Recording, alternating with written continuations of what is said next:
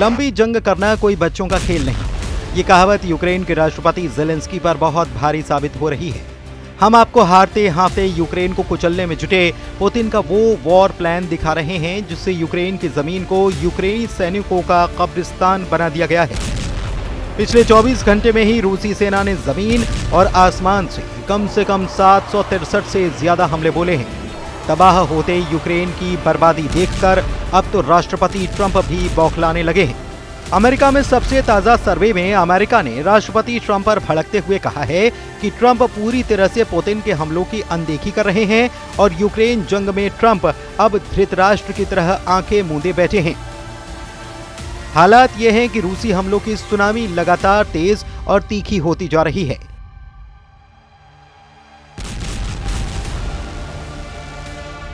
सिर्फ 24 घंटे में ही यूक्रेन के खेरसॉन, खार्किव और डोनेत्स्क में रूसी हमलों में 400 से ज्यादा बड़ी इमारतें और घर भस्म हो चुके हैं।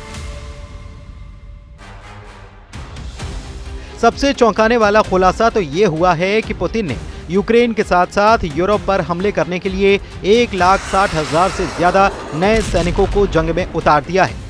दावा तो यहां तक किया जा रहा है कि पहले भर्ती हुए 1,50,000 सैनिकों के अलावा ये अतिरिक्त सैनिक रूसी सेना को बेशुमार ताकत और बढ़त देंगे। आप पुतिन के युद्ध के जुनून को इसी से समझ सकते हैं कि मार्च महीने के 30 दिन में ही यूक्रेन के 22,000 सैनिकों को मारने का दावा किया। रूसी सेना के तूफानी हमलों ने यूक्रेन और यूक्रेन की सेना दोनों के चीथड़े उड़ाकर रख दिए हैं।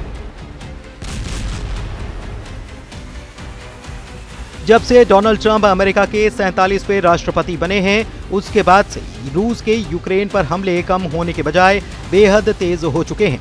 हालात ये हैं कि राष्ट्रपति ट्रंप किसी भी कीमत पर पुतिन के खिलाफ खुलकर युद्ध नहीं करना चाह रहे, जैसा कि अमेरिका के पूर्व राष्ट्रपति बाइडेन कर रहे थे।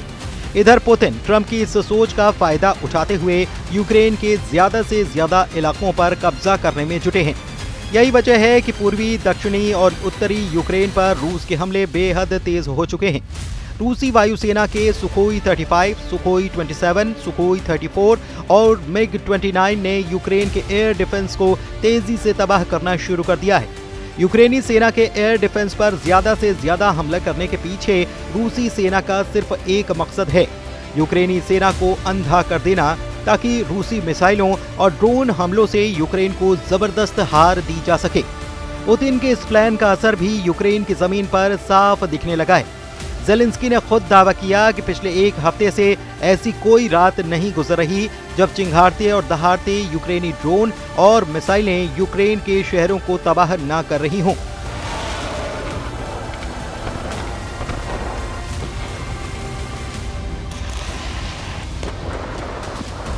यहां तक कि राजधानी कीव में तैनात अमेरिका और यूरोप के एयर डिफेंस सिस्टम को रूसी सेना बुरी तरह से तबाह कर चुकी है, जबकि जमीन पर यूक्रेन को मिले जर्मन लेपर्ड टैंक, ब्रिटेन के चैलेंज 2 और चैलेंजर 3 टैंक और अमेरिका से मिले अब्राहट टैंक भी रूसी सेना के तूफानी हमलों को रोक नहीं पा रहे हैं। रूस यूक्रेन जंग को 37 महीने हो चुके हैं। चौथे साल में चल रही जंग में अब ऐसे युद्ध के मौके पर यह पहुंच चुकी है जहां पर यूक्रेनी सेना पूरी तरह से तबाह हो रही है। रूस की सरकारी समाचार एजेंसी ने रूसी सैन्य विशेषज्ञ आंद्रेई मारोचको के हवाले से दावा किया है कि मार्च 2025 महीने में ही रूसी सेना ने यूक्रेनी सेना को बुरी तरह से भून डाला है।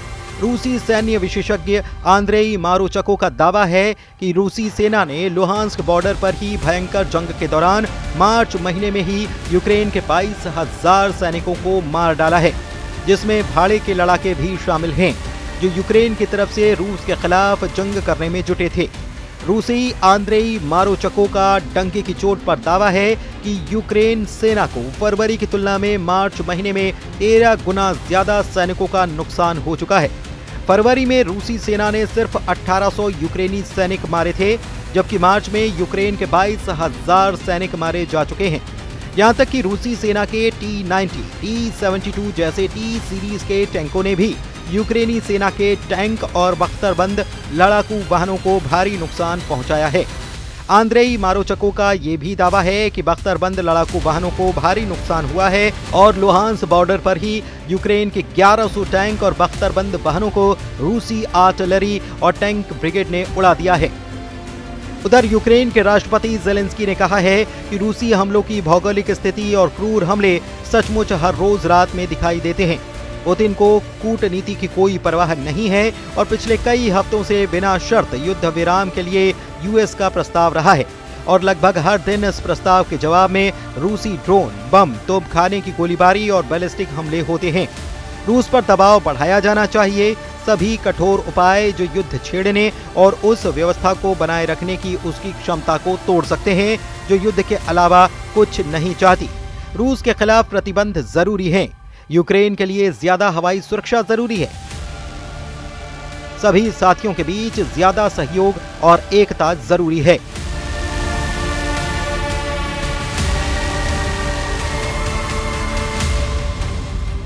यूक्रेन के खार्किव प्रांत में ही पिछले 18 घंटे में काफी यूक्रेनी नागरिक मारे गए हैं। कुछ खबरों में दावा किया गया कि खार्किव में 12 से ज्यादा लोग मारे गए। खार्किव में रूसी हमले में यूक्रेन का सैन्य अस्पताल, शॉपिंग सेंटर, अपार्टमेंट, बड़ी इमारतें और सैन्य ठिकाने तबाह हुए हैं। रूस ने हवाई हमलों से तूफानी हमले किए हैं। यूक्रेन के सुमय, ओदेसा, डोनेस्क में रूस ने 111 ड्रोन से हमले किए। रूस का दावा है कि यूक्रेन में दक्षिणी जापोरिज्विया क्षेत्र में शचे प्राकी गांव और पूर्वी डोनेस्क क्षेत्र में पेंटेलेई मोनिवका पर कब्जा कर लिया है। मॉस्को ने यूक्रेन पर पिछले 24 घंटे में यूक्रेन के पावर प्लांट का धुआं निकालकर रख दिया है। जेलेंस्की ने यूरोपीय देशों से दो टूक कहा है कि अब वक्त आ गया है कि यूक्रेन में यूरोपीय देश जंग करने के लिए अपने सैनिक भेजें। बेहद गुस्से में जेलेंस्की ने साफ कहा है कि यूक्रेन को शांति सेना नहीं, यूरोप की स्पेशल फोर्स और हथियारों की दरकार है। जंग के बीच यूक्रेन के राष्ट्रपति जेलेंस्की ने दावा किया कि पिछली रात में कुल 172 ड्रोन से रूसी सेना ने हमले बोले, जिनमें 100 से ज्यादा शाहिद ड्रोन थे। मिसाइल और बैलिस्टिक धमकियों के साथ साथ बड़े ड्रोन हमले अब लगभग रोज हो रहे हैं। हमारे साथियों को ये समझना चाहिए कि ये रूसी हमले न केवल हमारे लोगों को बल्कि इस युद्ध को समाप्त करने के उद्देश्य से किए जा रहे सभी अंतर्राष्ट्रीय प्रयासों, कूटनीतिक प्रयासों को भी निशाना बनाते हैं। रूस उन सभी लोगों के खिलाफ हमला कर रहा है जो युद्ध को समाप्त करना चाहते हैं।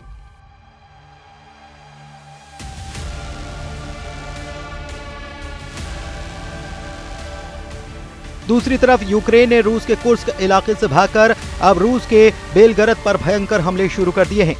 दावा किया जा रहा है कि यूक्रेन ने ऐसा इसीलिए किया ताकि रूस को अपनी सैन्य ताकत को कुर्स्क की जगह बेलगरद में भेजना पड़े, क्योंकि इस वक्त कुर्स्क में यूक्रेन के 50,000 सैनिकों के साथ साथ नेटो के 30 बड़े अफसरों को रूसी सेना ने चारों तरफ से घेर लिया है।